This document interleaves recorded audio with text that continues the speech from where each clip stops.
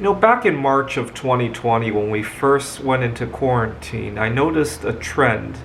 I had gone to my favorite grocery store, and I didn't have too much of a hard time finding healthy foods, but all the unhealthy foods were gone, right? The beer aisle was a mess.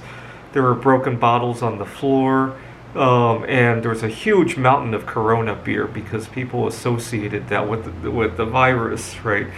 And people were binge eating, they were binge watching their favorite television shows, and I'm like, uh-oh, when we get out of this thing, if we didn't begin with a pandemic, we're going to end with one, right? People poisoning their immune systems.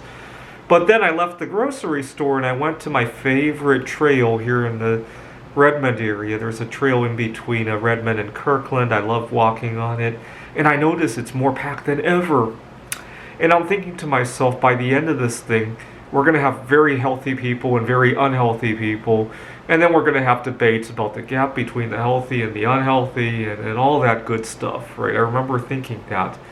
But I also thought about using the pandemic as an opportunity for policy changes, right? A lot of people they love working remotely now. We didn't think it was possible many years ago.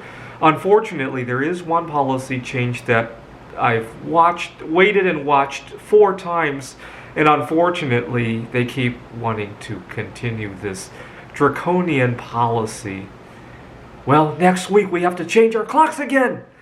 And I'm really disappointed. I thought if we had continued to work remotely for so long, that people would realize that they function best on their own schedule, right? I don't even like the idea that somebody tells me what time it is, right? Let alone somebody telling me to have to change my clocks, right?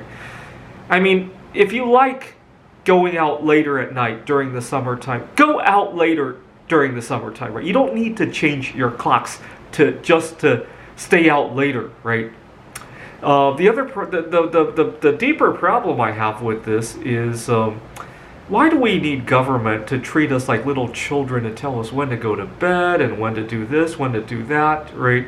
Feels like you're almost in kindergarten again, right? Your teacher telling you, hey, change your clocks back, right? Oh, your watch is off by 10 minutes. Can you change it? Right? It almost feels like government overreach in that regard, right? And not to mention all the health implications.